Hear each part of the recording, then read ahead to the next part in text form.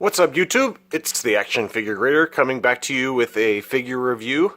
And if you watched my video yesterday, you saw that I got 13 figures back from AFA from grading after 2 or 3 long months of waiting. And I got some great scores and some really cool figures. And I thought today we would start going through them in a little bit more detail.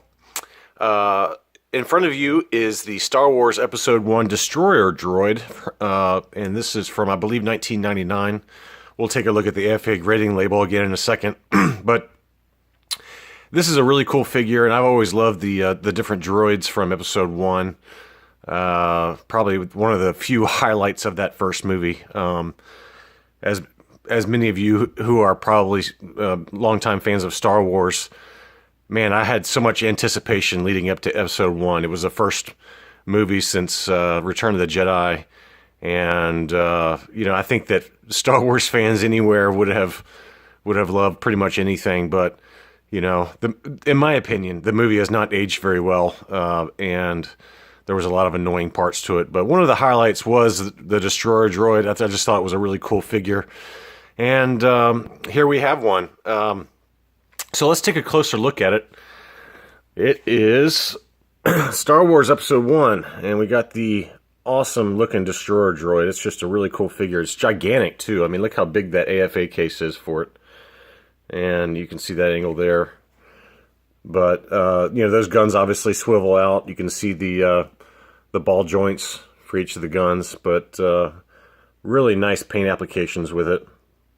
And as with these, all of these first wave Episode 1 figures, they come with a Comtech chip.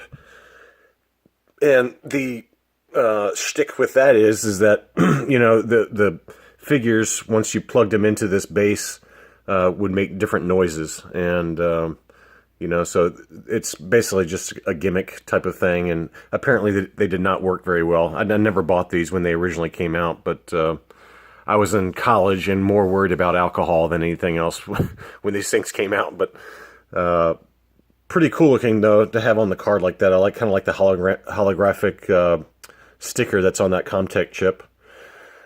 And, it's just a really, really nice looking figure. The artwork is pretty awesome. I love Darth Maul there. And let's take a look at the AFA grading label. So, let's see if we can get it to focus, which is a constant problem in my life. Let's see. 1999, Hasbro Star Wars Episode 1 Destroyer Droid. Kenner standard tag, and it came back with an 80 plus near mint. Card got an 80, bubble 85, figure 90. So, the AFA, when they were grading this, they obviously felt that the card 80 score was low enough that it would drag the rest of the total score down. Given that it was a bubble 85, figure 90, you would hope that you would get an 85 overall, but I kind of figured it was going to get an 80 just because it does have some creases and things like that, which I'll show you on the back. But either way, it's pretty cool. The Kenner standard tag is on the back of the card, and what that is that this was basically a not a pre-production or prototype figure.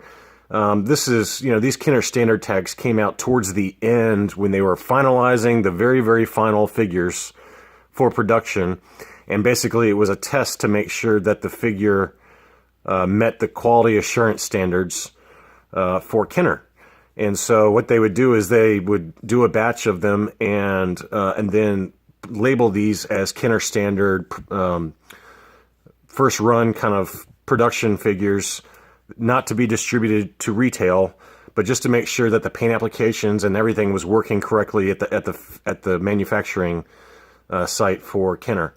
And so you can see where the quality assurance employee for Kenner named Brian, he signed off on April 29th, 1999.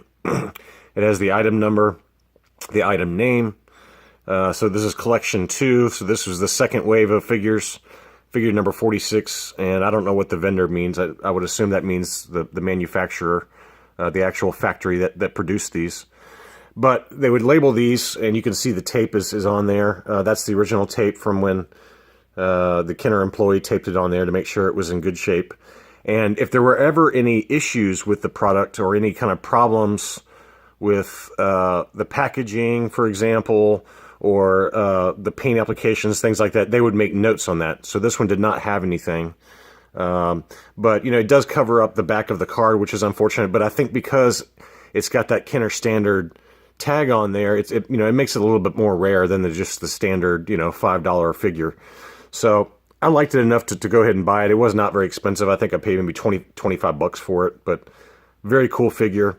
It's kind of just cool to have a piece that shows how Kenner handled production, and it makes a nice talking piece for my collection.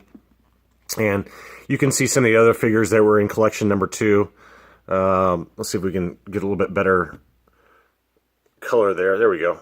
We got Rick, Ollie, C-3PO, R2-D2, Senator Palpatine, Darth Sidious, Newt Gunray. We obviously got the Destroyer Droid, and then Watto, the junkyard owner that a young Anakin Skywalker worked for. There are a couple of foreign carded Wattos that are very hard to find. That's probably of these 7 or so figures. They do make, I think, a Spanish version of this Watto that's very, very difficult to find, that I've seen a few times on eBay. But you can see the Jedi Master Points there, so, you know, basically a proof of purchase seal there, and some other information there. It's got a copyright of 1998, but these were released in 1999 to go along with the film. So, behind this, it would show a sample figure. You'd have to buy the chip card reader. You'd plug the chip that's on the front of the card into this, and then the figure into the chip, and then it would make different noises. But as I mentioned, it apparently did not work very well. But pretty cool figure. So not a lot else to talk about with this figure. The Episode 1 figures in general are not very expensive to collect or find. There are a few more expensive figures that are in the collection, such as Darth Maul. There's a few Darth Maul variants with, the standard Darth Maul figures had like a brown vest, like a dark brown vest underneath his black cloak. But a few of the figure variants did include a jet black kind of vest underneath, and those are a little bit rare and harder to find, and can go for $100 or more. But in general, for those of you who are looking to start collecting and are maybe bored by the Black Series, such as the ones you see behind you here, or don't want to collect Black Series for whatever reason and prefer 3 3/4 inch figures, these are a nice alternative. I really like the Episode 1 figures, just given the artwork and the some of the cooler figures from the new trilogy. And you can find some really nice ones for that are already graded at a very, very high grade, including uncirculated grades, uncirculated 85s, 90s, and 95s for not very expensive.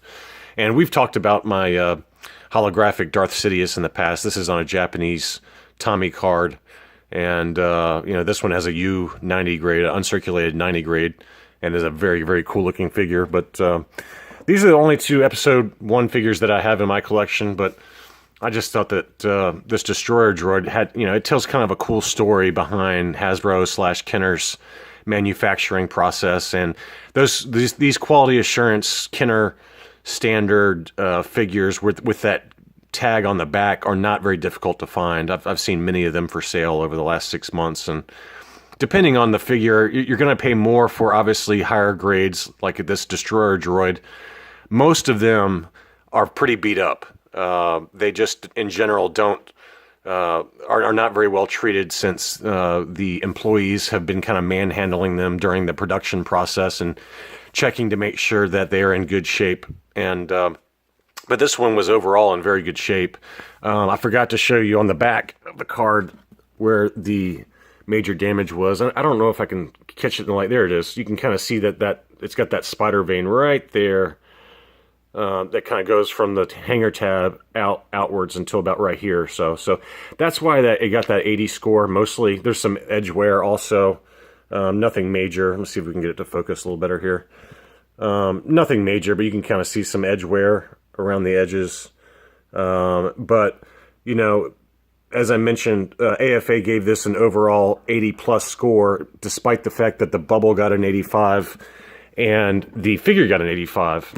Or excuse me, the figure got a 90. So you would think that between those two, they would get an overall 85, but because the car does have significant enough wear to drop it down to an 80, you know, that damage to that crease, I think, is the main reason why this got an overall score of 80 plus. But, you know, I can't complain about that. I mean, I've seen a lot, like I said, I've seen a lot of these QA Kenner standard carded figures, and they are in really rough shape just because they're tossed around a lot and, you know, handled by many employees that are checking to make sure that the manufacturing process is going smoothly before they really start massive production runs of the figures. So, but for those of you looking to collect those QA Kenner standard type figures like this, the more notorious or famous the characters, the more expensive the Kenner standard figures will be.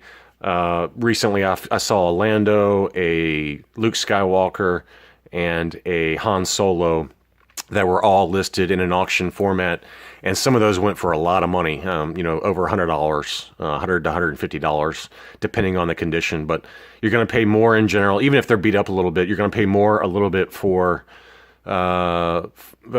figures of characters that are very well known or popular. So just keep that in mind. But you know, the Destroyer Droid is really, really cool, but it's not like collecting a Luke Skywalker, for example. There's just enough people out there that have, you know, focused collections, if you will, that wouldn't mind having a Kenner standard figure of Luke Skywalker, or not Luke, Anakin, or like Obi-Wan, something like that. Luke Skywalker was not in episode 1. So it's a little early in the morning, folks. My coffee hasn't hit in yet, but anyway, I just thought I'd kind of show you this.